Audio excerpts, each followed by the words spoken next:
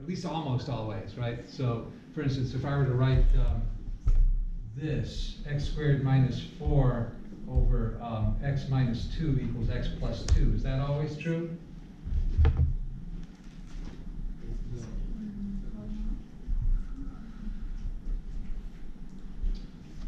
Sorry, somebody said no? No. No? There was, No. no. No. So what value of x makes that not true? 2. 2, right, yeah, so if x is 2, this is 0 divided by 0, which is indeterminate. This is 4. So, not necessarily, although on the last exam, this cropped up, or something like this. Oh, yeah. And some people didn't simplify this when they could have. I would think that if you can simplify a ratio like this, you would always do that, right? In any case. So, yeah, so this is almost an identity. Almost. So, I don't know, does that count as an identity? Don't we have identities in the book like that, and then they just specify this does not apply yet? Yeah, I think they qualify this as for all values, x is not equal to negative 2, or sorry, positive 2. Right. X is positive 2. For every other value, it's true, right? So you would say it's nearly an identity, and it's an identity for all values other than 2. So the reciprocal identities are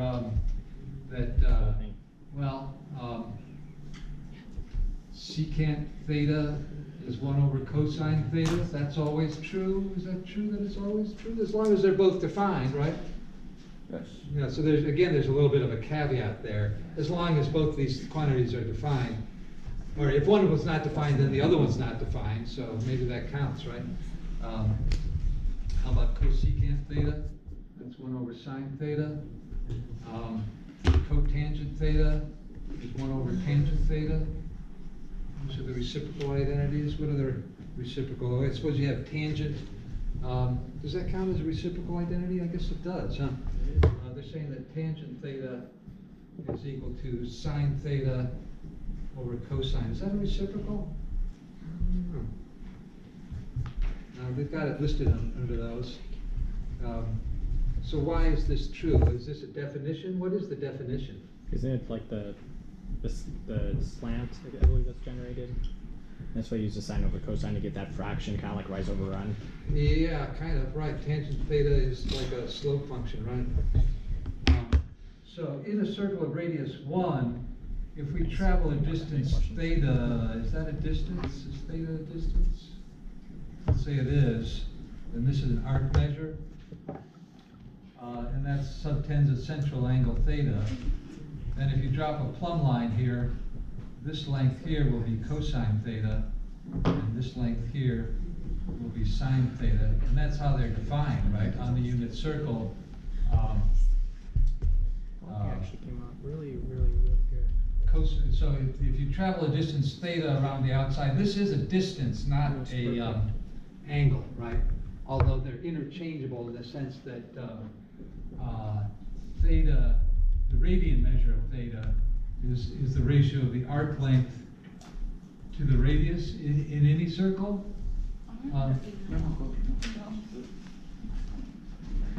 And in particular, in a circle of radius 1, theta is the arc length, or it's numerically equal to the arc length. Is there something different about being numerically equal as to being equal?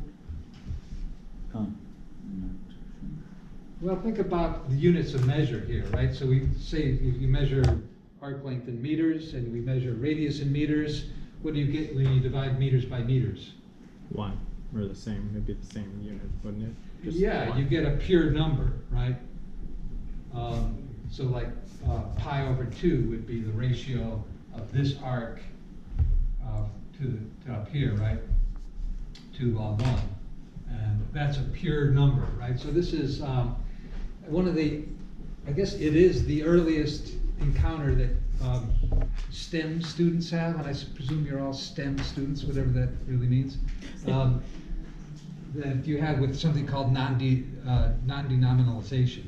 Did I say that wrong? No, you said it right. Non-denomination. No, we didn't. Yeah, I think that's the way you say it. So non-denomination is non-dimensionalization, I think, is actually what we want to say there, right? Non-dimensionalization. So you get a pure measure for some quantity as a ratio of things measured with the same units. And that's sort of a holy grail of measurement, if you can get that. So it becomes our holy grail for angle measurement, because it takes the units of measure out of the picture. It's just a pure number. And why does that work? For circles, because of pi, right? Pi is defined as circumference to diameter, right? Where r is the radius, so twice the radius is the diameter. So the entire circumference is 2 pi r. And you can start breaking that up into pieces, and the arc length is then proportional to your central angle in the same way that the circumference is to the whole way around, right? So 2 pi is a measure of the entire distance around the unit circle. And so, okay, so then this point, so if we follow this in a distance theta around the outside measured in units of radius, right? So this looks like to be maybe a little more than half a radius, maybe about 0.5. And so we would arrive at a point xy here, and we say that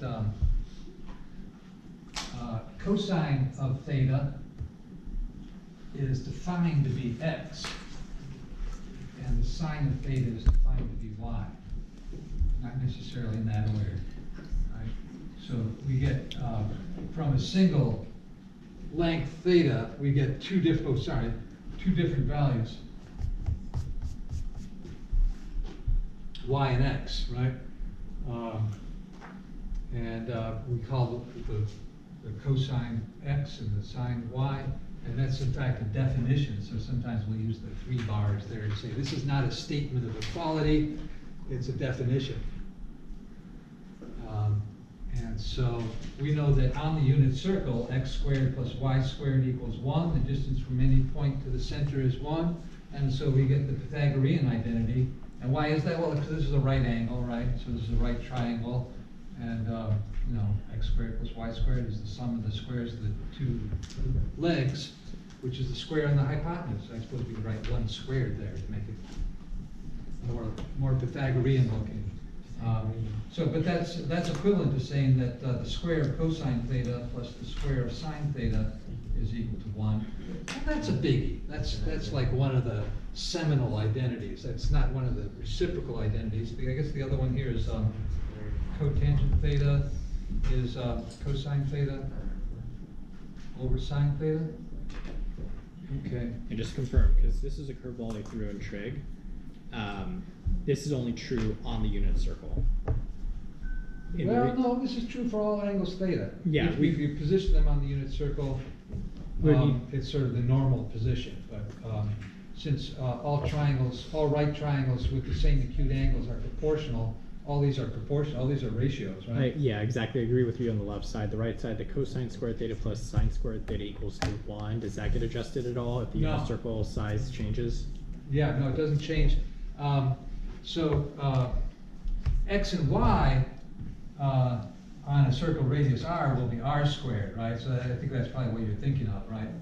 On the unit circle, x is defined, cosine is defined to be x on the, so this is the x on the unit circle, this is the y on the unit circle, and so yeah, you're right to ask about that. And so on the circle of some other radius, we would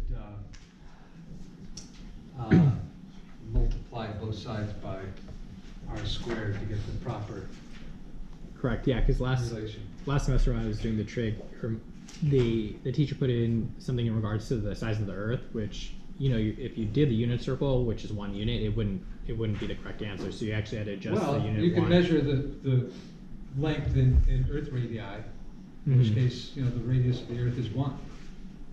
I guess it's. So it's all about your scale, right? Yeah, it was something about like the distance between that and the moon or the angle. I can't recall exactly, but I remember these formulas got adjusted a little bit. Okay, and as we were just talking about with Alberuni and all that. We also have, if you divide through each one of these by cosine squared, you get 1 plus tangent squared is equal to 1 over cosine squared, which is secant squared. So that's yet another version of the Pythagorean identity. If you divide each term by sine squared, you get cotangent squared plus 1 is equal to cosecant squared. I think we were just looking at those identities, right? In the with the nomen being the length of one side of the circle. So we have the even-odd identities. These are important. So we call it an even functions.